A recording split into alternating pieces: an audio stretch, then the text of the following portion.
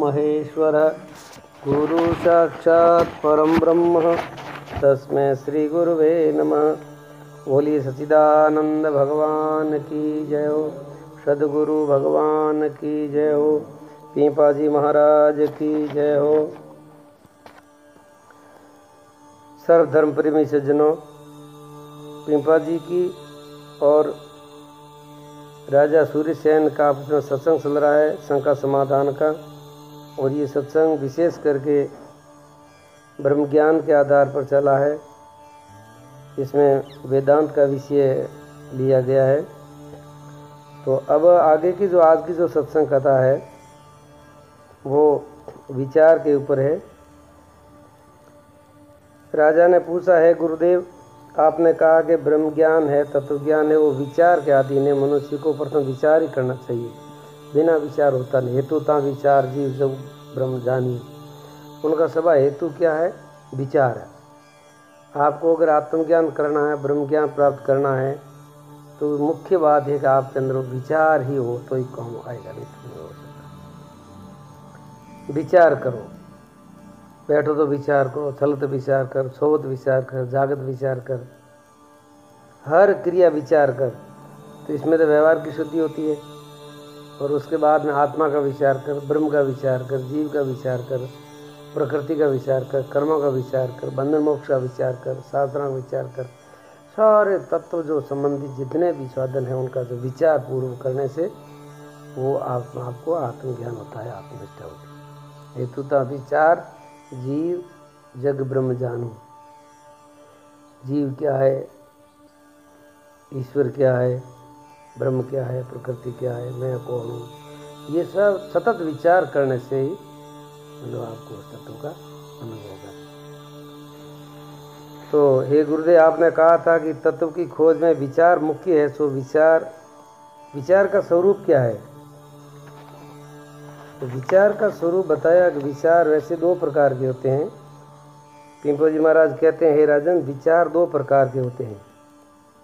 एक तो व्यवहारिक विचार होता है। तो व्यवहारिक विचार में जिसका अच्छा विचार है उनका व्यवहार शुद्ध होता है। व्यवहार में कुशलता प्राप्त होती है। हर कार्य में, छोटे छोटे कार्य में विचार करना, छोटी छोटी वस्तु पर ध्यान करना, ध्यान रखना, तो उसमें आपको व्यवहार में बड़ी सफलता मिलती है। आदमी जब लापरवाही करता है, विचार नहीं करता है, होश नहीं रखता है, सावधान नहीं रखता है, तो उसका व्यवहार भी बिगड़ जाता है, व्यवहार में वो फेल हो जाता है। जो आदमी व्यवहार में फेल हो जाता है तो फिर वो परमार्थ में तो सिद्ध होने का सवाल ही नहीं है। भाई व्यवहार में आदमी फेल हो जाता है तो परमार्थ में तो फिर आगे सफल कैसे होगा? तो इंसान को, मनुष्य को सबसे पहले विचार का महत्व देना चाहिए। जो विचार जो है वो एक प्रकाश है। व्यवहार की तरफ रखोगे तो व्यवहार शुद्ध होगा। वही विचार जब तत्व की तरफ, परमात्मा की तरफ करोगे तो आपको आत्म तत्व का ज्ञान होगा, ब्रह्म ज्ञान होगा। और ये जो है व्यवहारिक विचार, और दूसरा विचार है पारमार्थिक। यहाँ तो व्यवहारिक विचार का ज़्यादा महत्व नहीं है, क्योंकि अभी हमारे जो सत्संग चल रहा है ये तत्व ज्ञान का, ब्रह्म ज्ञान का, आत्म ज्ञान का, आत्म कल्याण का सत्संग चल रहा है। तो इसमें पारमार्थिक जो विचार है उनका महत्व ज़्यादा दिया हुआ है। यहाँ तो पारमार्थिक विचार पर ही सत्संग करेंगे और चर्चा करेंगे। राजन, आत्मा और अनात्मा को भिन्न करके जानना, समझना, विचारना, ये परम विचार है। आत्मा और अनात्मा को विचार के द्वारा, विवेक के द्वारा समझपूर्वक इनको भिन्न करना, भिन्न देखना, भिन्न समझना, ये इसमें मुख्य विचार का एक काम है। ये विचार है परमार्थिक विचार। हे गुरुदेव ऐसा विचार कैसे होगा? अगर ऐसा विचार हम करना चाहें तो कैसे होगा, उसका क्या उपाय है? गुरुदेव कहते हैं, राजन ये विचार ईश्वर की कृपा से, वेदों की कृपा से, गुरु की कृपा से और स्वयं की कृपा से, यानी अंतःकरण की कृपा से, ये चार प्रकार की जब कृपा होती है, जब मनुष्य के अंदर ऐसा परम विचार जागृत होता है, अन्यथा कभी नहीं होता।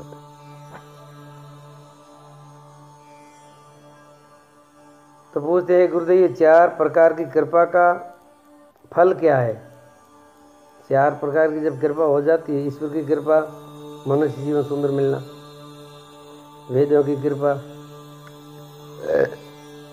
वेदों का ज्ञान का अर्थ समझना, गुरु की कृपा, केवल यथार्थ ज्ञान का उपदेश करना, और फिर खुद को जीवन में उन वस्तुओं को धारण करना, ये खुद की कृपा होती है।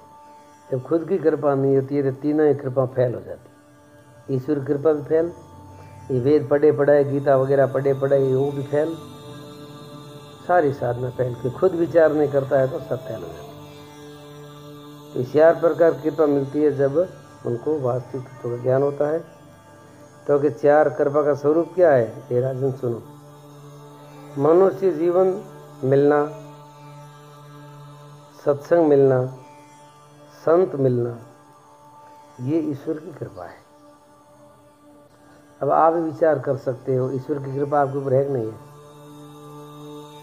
अब ईश्वर के पास से कुछ मांगने की जरूरत नहीं है, इतनी ईश्वर ने कृपा कर दी आपके ऊपर। मनुष्य जीवन मिल गया, सत्संग मिल गई, संतों का संग मिल गया, अब और क्या चाहिए? अब वेद शास्त्रों के अर्थ को सही ढंग से समझना और उनके अनुसार जीवन जीना, ये वेदों की कृपा है। वेदों का सही अर्थ अपने को यथार्थ समझ में आ जाए, वेदों की कृपा है। और वेद शास्त्र के अनुसार ब्रह्मनिष्ठ, ब्रह्मश्रोत्रीय सद्गुरु का उपदेश मिलना और समझना, ये गुरु की कृपा है। जो यथार्थ मार्गदर्शन देने वाले जो गुरु मिल जाते हैं, यथार्थ उपदेश देते हैं, रोचक भयानक छोड़ करके यथार्थ तत्व का बोध कराते हैं, तो वो सद्गुरु कृपा होती है। और ईश्वर कृपा, वेद कृपा और गुरु कृपा, इन 3 कृपा को अंतःकरण में पूर्ण रूप से धारण करना, जीवन में उतारना, ये खुद की कृपा है। मतलब ये अंतःकरण की कृपा है। ये 4 कृपा जब मिल जाती है तो उनको जीवन में बहुत श्रेष्ठ तत्वों का अनुभव होता है। अब पूछते हैं हे गुरुदेव ये विचार किसका करना चाहिए? तो कि सबसे प्रथम राजन ये विचार करना चाहिए कि मैं कौन हूँ, मैं कहाँ से आया हूँ, मुझे क्या करना चाहिए और मैं क्या कर रहा हूँ, और अंत में आखिरी मुझे कहाँ जाना है। इन वस्तुओं का विचार बहुत ही जरूरी है। लोग ऐसा विचार करते नहीं कि मैं कौन हूँ, बस जो जाति वाला हूँ तो जाति वाला हूँ, काला हूँ, गोरा हूँ, झाड़ा हूँ, पतला हूँ, जो कुछ हूँ। अब मेरे बारे में क्या विचार करना, मैं कौन हूँ, ये कोई विचार करने की बात है? नहीं, ये विचार बहुत जरूरी है, मैं कौन हूँ।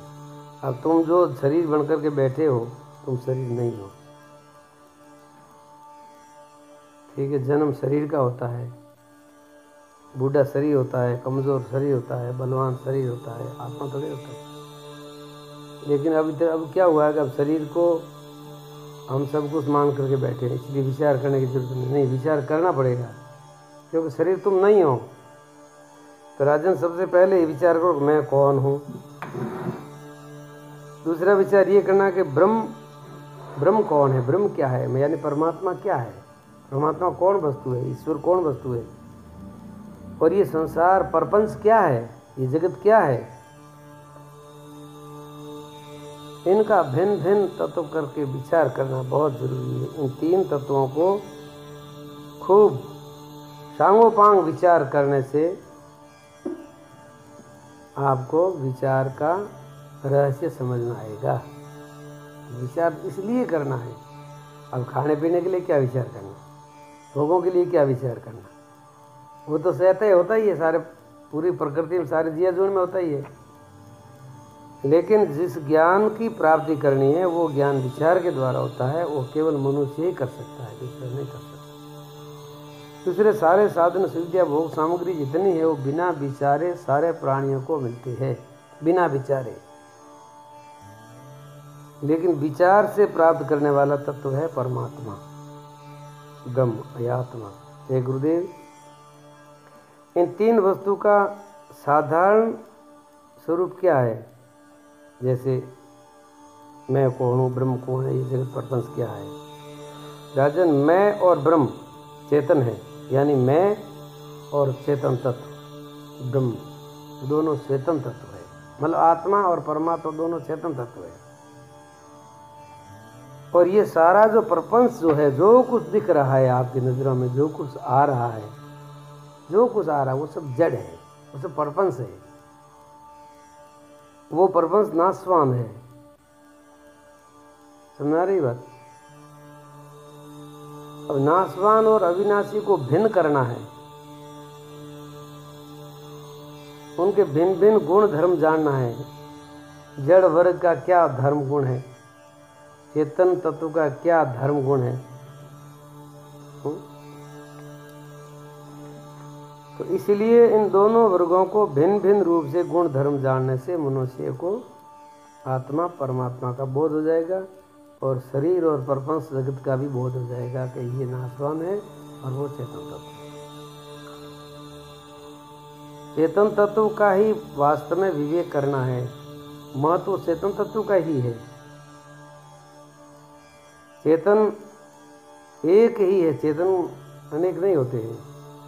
चाहे उनको ईश्वर कह दो, चाहे ब्रह्म कह दो, परमात्मा कह दो, साक्षी कह दो, दृष्टा कह दो, वो एक ही तत्व है, वो सार तत्व है। तो कहे गुरुदेव से चेतन सो क्या है? चेतन क्या है? चेतन की क्या पहचान है? चेतन को हम कैसे समझें? चेतन का क्या परिभाषा है? तो कहा है राजन, जो ज्ञान स्वरूप है, चेतन जो है वो ज्ञान स्वरूप है। और जड़ वर्ग जो है, जड़ वस्तु जितने हैं वो ज्ञान स्वरूप नहीं है, उनको ज्ञान नहीं होता है वो है, लेकिन उसमें ज्ञान नहीं है। चेतना, ज्ञान की चेतना उसमें नहीं है, जड़ता है, चेतनता है ही नहीं। तो चेतना का ही एक दूसरा नाम ज्ञान है। ज्ञान ही चेतन है, चेतन ही ज्ञान हो सकता है, चेतन को ज्ञान हो सकता है, जड़ को ज्ञान होता ही नहीं। तो ये ज्ञान करने वाला चेतन है और उनका स्वरूप ही ज्ञान है, चेतन का स्वरूप ज्ञान है।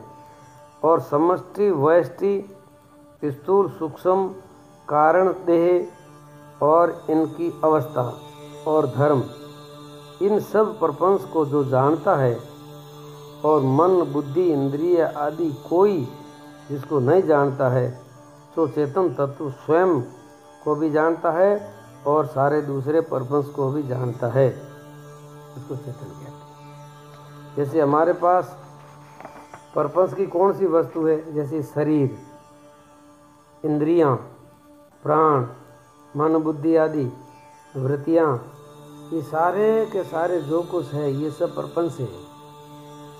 और ये सब मिलकर के भी उस चेतन तत्व को नहीं जानते, और वो चेतन तत्व इन सबों को जानता है, इन सबों को जानता है, भिन्न भिन्न तरीके से जानता है। इंद्रियों के कार्य को जानता है, अंतःकरण के कार्य को जानता है, शरीर की क्रिया को जानता है, प्राणों की क्रिया को जानता है, वो सब जानता है।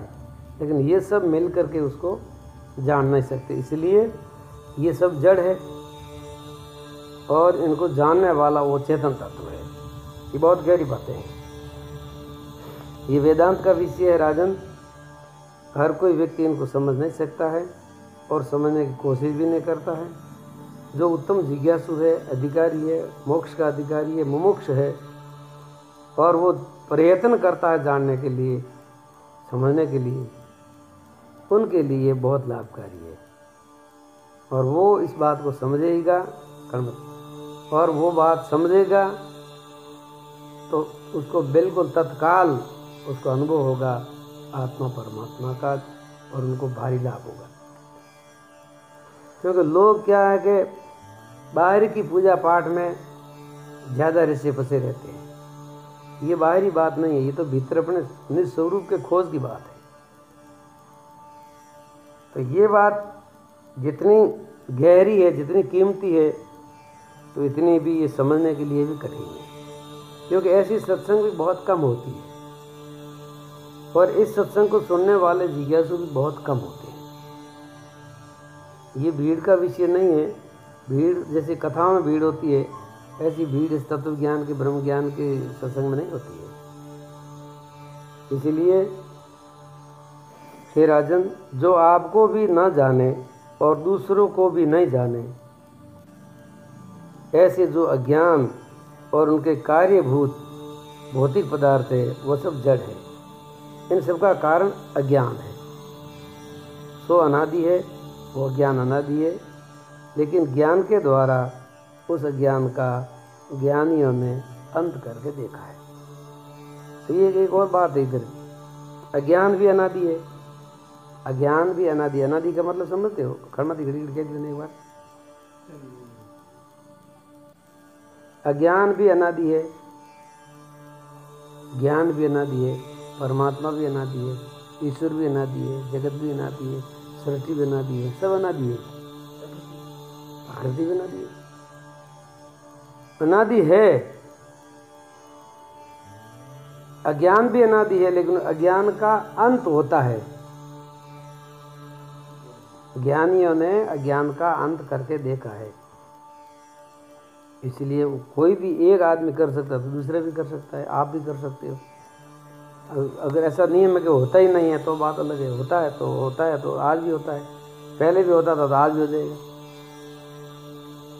इसलिए अज्ञान के कारण ये सारा प्रपंच भाषित होता है, जबकि है नहीं। और जड़ता की परिभाषा तो ये हो गई कि न तो खुद को जानता न दूसरों को जानता है, वो है जड़। चेतन हो गया जो खुद को भी जानता है, दूसरों को भी जानता है, वो चेतन। अब खुद को विचार करके खुद के भीतर ऐसा कौन सा तत्व है जो स्वयं को भी जानता है, दूसरों को जानता है? बस वही आत्मा है, वही चेतन तत्व है, वही परमात्मा है। कुछ भी कह दो, वही है। हे राजन, अज्ञान का आदि नहीं है और ज्ञान का अंत नहीं है। अज्ञान का आदि नहीं, क्योंकि अनादि है। अब अज्ञान कहाँ से शुरू हुआ ये देखने जाओ पता नहीं चलेगा, कब से शुरू हुआ है पता नहीं, अनादि है। लेकिन ज्ञानियों ने वहाँ से काट दिया, बस इससे आगे नहीं है ज्ञान। लेकिन अज्ञान किसका मिटता है? जिसको ज्ञान होता है उसका मिटता है, सबों का नहीं मिटता। जैसे आपको ज्ञान हो गया तो आपका ज्ञान मिट जाएगा, सबों का थोड़ी मिटे। ऐसे ही अब राजन पूछते हैं, गुरुदेव ये भूत क्या है? भूत है 5 तत्व, जैसे आकाश, वायु, अग्नि, जल तथा पृथ्वी। ये 5 महाभूत है और इन 5 भूत के कार्य रूप ये पिंड ब्रह्मांड का एक भौतिक पदार्थ है। हाँ, पृथ्वी है, धरती को, मिट्टी को। ये सारे के सारे पिंड और ब्रह्मांड ये सब प्राकृतिक है, सब भौतिक पदार्थ है। पिंड भी और ब्रह्मांड भी। ये छोटे रूप में है पिंड और ब्रह्मांड बड़े रूप में है, लेकिन ये सब भौतिक तत्व है, भौतिक पदार्थ है। ये अध्यात्म चेतन तत्व नहीं है। इसीलिए पिंडे सो ब्रह्मांडे खोजे सो पावे। पिंडे सो ब्रह्मांडे, सो पिंड में सो ब्रह्मांड में है, ब्रह्मांड में सो पिंड में है। चेतन तत्व तो सब में एक ही है, वो तो भिन्न रहता ही नहीं। चेतन तत्व टुकड़े टुकड़े नहीं होता है, लेकिन उपाधि भेद से वो छोटा बड़ा अपने को महसूस होता है। पिंडे सो ब्रह्मांडे खोजे सो पावे, पिंपा प्रणव तत्व सदगुरु मेरे सोई लखावे। तो ये रहस्य ब्रह्मज्ञानी तत्वज्ञानी गुरु महाराज अपने को बता सकते हैं। हर एक व्यक्ति बता ही नहीं सकता है, समझ भी नहीं सकता है। तो पिंड और ब्रह्मांड के बारे में ऐसे ये उदाहरण दिया है। लेकिन चेतन तत्व जो है, जैसे घड़े के अंदर आया हुआ आकाश, ध्यान से समझना। घड़े में आया हुआ आकाश और ये मकान में आया हुआ आकाश, और घड़े से बाहर और मकान से बाहर भी आकाश। ऐसे समझो कि घड़े के अंदर बाहर आकाश, मकान के अंदर बाहर ही आकाश। ठीक है, तो ये तो घड़े के अंदर जो आकाश है उसका नाम है घटाकाश। घड़े के अंदर आया हुआ वो मतलब सीमा वाला हो गया। तो जबकि आकाश की कोई सीमा नहीं है, लेकिन उस घड़े की उपाधि से वो सीमा वाला हो गया। घड़ा गोल है तो अंदर आकाश भी गोल हो गया। आकाश गोल तो नहीं, लेकिन घड़ा गोल है तो आकाश गोल हो गया, अनोन्या भाव हो गया। अब ये मकान 4 कोणों का है तो अंदर आकाश 4 कोणों का हो गया। मकान बड़ा है तो अंदर आकाश बड़ा हो गया।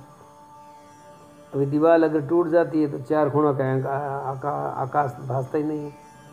घड़ा को अगर फोड़ दिया जाए तो घड़े के भीतर वाला जो गोल गोल जो आकाश है वो भासता ही नहीं, तो है ही नहीं। केवल घड़े की उपाधि से घटाकाश होता है, ये मकान की उपाधि से मठाकाश होता है, और इन सबों के बाहर भीतर जो है समग्र एक ही है, वो है महाकाश है। सही बात। ऐसे ही जब साधक ऐसी बैठता है उस तत्व की खोज के लिए, परम तत्व की खोज के लिए, तो ऐसे बिल्कुल पैसे ये विचार कर लेता है कि अंदर बाहर, शरीर के अंदर बाहर, घड़े के अंदर बाहर, मकान के अंदर बाहर, सारा का सारा आकाश है। ऐसे ही ये उदाहरण है। ऐसे ही हम सारे पिंडों में, ब्रह्मांड में एक ही चेतन तत्व है, वो साक्षी रूप में सर्वव्यापक। कोई ऐसा समझ करके बिल्कुल चुप हो जाना, बिल्कुल चुप शांत हो जाना, ये परम तत्व का अनुभव करने का एक बहुत विशेष साधन है। इसे उस तत्व का अनुभव होता है। अब आगे की जो सत्संग होगी वो उसे आगे कल सुनाएंगे।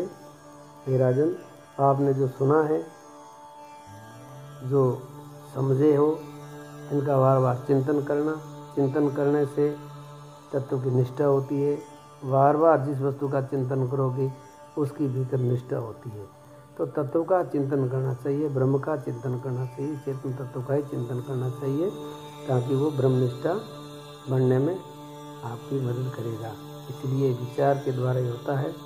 और ये वेदांत का सत्संग चल रहा है, इसलिए सब धर्म प्रेमी सज्जनों से ही निवेदन है कि इस तत्व को समझने की कोशिश करें और इस तत्व को जीवन में उतारने की कोशिश करें, और आगे से आगे अपने धर्म प्रेमियों को, सत्संगियों को, गुरु प्रेमियों को ये विशेष शेयर करते रहें, ताकि सबों को भी इस बात का अनुभव हो। और अब आगे का जो सत्संग कल आगे इससे आगे चलेगा, उसके ऊपर जो चर्चा होगी वो ईश्वर के बारे में, जीव के बारे में, जीव के शरीर क्या है, ईश्वर के शरीर क्या है, उनकी क्या क्रिया प्रक्रिया है, वो सब भिन्न भिन्न करके आपको कल समझाया जाएगा। बोलिए सच्चिदानंद भगवान की जय हो।